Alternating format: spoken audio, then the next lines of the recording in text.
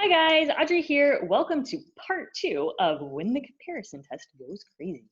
All right, so here we have the sum k equals 1 to infinity of 1 over ln k to the power of ln k.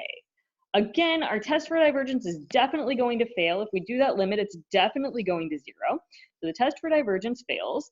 We have lns involved, which we know sometimes makes us think about the integral test, but well, that doesn't look like an easy integral to you. I don't know about you guys. It looks tough to me. 1 over ln x to the power of ln x. I'm not even sure where to start. So then the ratio test and the root test, this is clearly not a root test. We don't have everything to a power of n. The ratio test definitely going to be challenging here when with that ln k up in the powers. So we want to try a comparison test. So we know that ultimately we want to compare to a p-series or a geometric series if possible. Sometimes it's just not going to be possible, as we saw in part 1 of these videos. So we're just going to try the things that we've learned. We're going to try bounding for a second. So I know, for example, that ln k is less than k, which means that 1 over ln k is less than 1 over k. Now, if I put those things to the same power, because they're both the same sign, that's not going to change anything. So 1 over ln k to the ln k is less than 1 over k to the ln k. I just realized I forgot to split my signs. Greater than, these should be greater, greater, greater. Okay, so that's actually not really helpful, because this right here is, if I were to think of it as a series, it's still not a p-series, it's still not a geometric series, and it doesn't look like something that I could do with the integral test really easily, and it looks like a series that's actually still challenging. When we're doing the comparison test, ideally we want things that are pretty straightforward to do, even if sometimes it takes the integral test and that's a little bit long. Still things that are straightforward. That doesn't look straightforward. So sometimes what we just have to do is be like, I've kind of thought about all of the things I know about picking a good series for comparison, and I haven't really gotten anywhere. So let's just pick something. Well, here's what I see. This something showed up along the way. So I know that this series right here, 1 over k and equals 1 to infinity, is the harmonic series, and it diverges. So that might be something I want to compare to. That gives me a potential divergent series to compare to.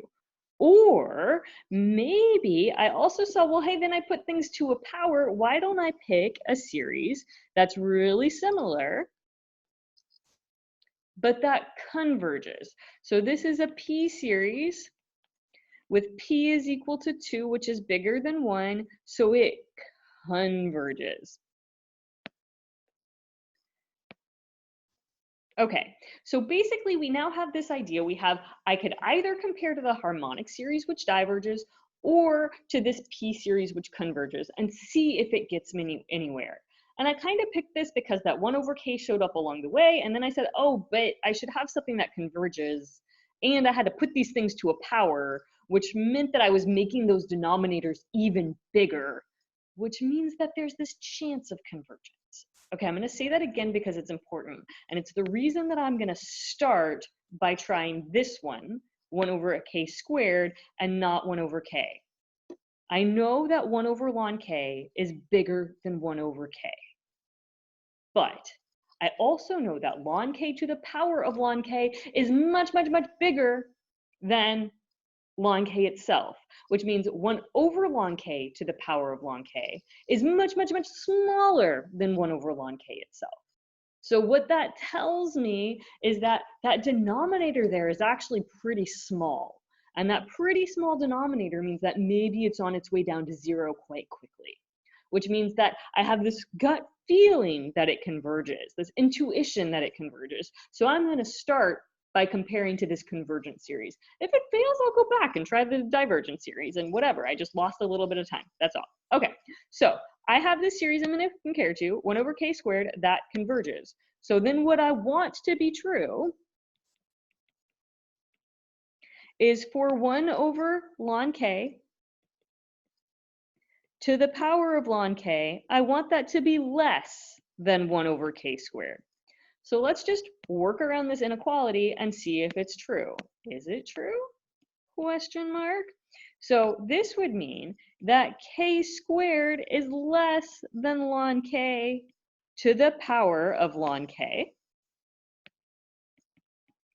which, I mean, kind of seems true, but not really, doesn't really show it. So I'm going to now do ln of both sides here, and that's going to help me to bring those powers down. So in other words, then I'll get 2 ln k is less than ln k times ln of ln k. And I can cancel out those ln k's. I know that my k is bigger than 1, like we're bigger than 1, so that's not going to give me a 0. So I can just cancel those out, and that will give me that 2 is less than ln of ln k. Or rather, ln of ln k is bigger than 2. Well, this is clearly true eventually. As k gets bigger and bigger, this will eventually become true.